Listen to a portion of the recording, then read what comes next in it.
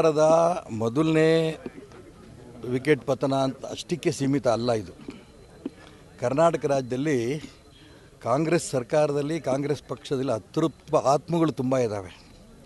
ಈ ಅತೃಪ್ತ ಆತ್ಮಗಳನ್ನು ತೃಪ್ತಿಪಡಿಸೋದಕ್ಕೆ ಯಾವ ವ್ಯಕ್ತಿಗಳ ಕೈಲಾಗಲಿ, ಮುಖ್ಯಮಂತ್ರಿಗಳ ಕೈಲಾಗಲಿ, ಆ ರಾಜ್ಯದ ಅಧ್ಯಕ್ಷರ ಕೈಲಾಗಲಿ ಆಗಲ್ಲ.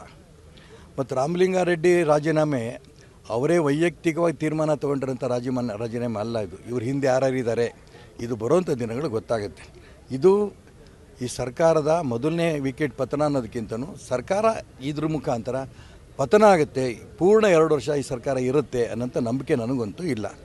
ಎಲ್ಲ ಹಿಂದುತ್ವವಾದಿಗಳು ಇವತ್ತು ಜಾಗೃತಿ ಆಗಬೇಕು. ಯಾವುದೇ ಸಂದರ್ಭದಲ್ಲಿ ಚುನಾವಣೆ ಬರಬಹುದು, ಹಿಂದುತ್ವವಾದಿ ಸರ್ಕಾರ ರಾಜ್ಯದಲ್ಲಿ ಬರಬೇಕು, ಆ ದಿಕ್ಕಿನಲ್ಲಿ ಪ್ರಯತ್ನ ಮಾಡಬೇಕು. ಇದು ನನ್ನ ಆಸೆ.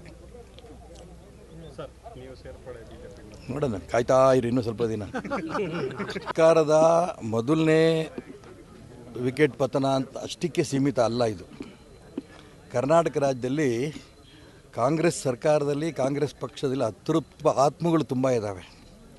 ಈ ಅತೃಪ್ತ ಆತ್ಮಗಳನ್ನು ತೃಪ್ತಿಪಡಿಸೋದಕ್ಕೆ ಯಾವ ವ್ಯಕ್ತಿಗಳ ಕೈಲಾಗಲಿ, ಮುಖ್ಯಮಂತ್ರಿಗಳ ಕೈಲಾಗಲಿ, ಆ ರಾಜ್ಯದ ಅಧ್ಯಕ್ಷರ ಕೈಲಾಗಲಿ ಆಗಲ್ಲ. ಮತ್ತು ರಾಮಲಿಂಗಾರೆಡ್ಡಿ ರಾಜೀನಾಮೆ ಅವರೇ ವೈಯಕ್ತಿಕವಾಗಿ ತೀರ್ಮಾನ ತೊಗೊಂಡಿರೋಂಥ ರಾಜೀನಾಮೆ ಅಲ್ಲ. ಇದು ಇವ್ರ ಹಿಂದೆ ಯಾರ್ಯಾರಿದ್ದಾರೆ ಇದು ಬರುವಂಥ ದಿನಗಳು ಗೊತ್ತಾಗುತ್ತೆ.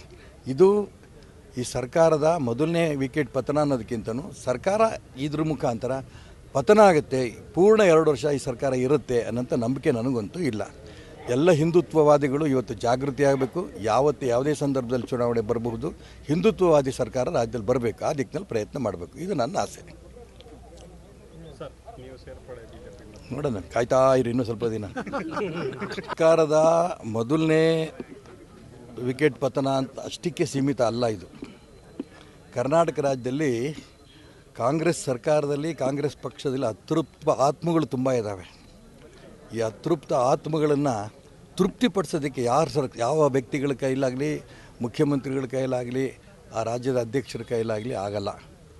ಮತ್ತು ರಾಮಲಿಂಗಾರೆಡ್ಡಿ ರಾಜೀನಾಮೆ ಅವರೇ ವೈಯಕ್ತಿಕವಾಗಿ ತೀರ್ಮಾನ ತೊಗೊಂಡಿರೋಂಥ ರಾಜೀನಾಮೆ ಅಲ್ಲ. ಇದು ಇವ್ರ ಹಿಂದೆ ಯಾರ್ಯಾರಿದ್ದಾರೆ ಇದು ಬರುವಂಥ ದಿನಗಳು ಗೊತ್ತಾಗುತ್ತೆ.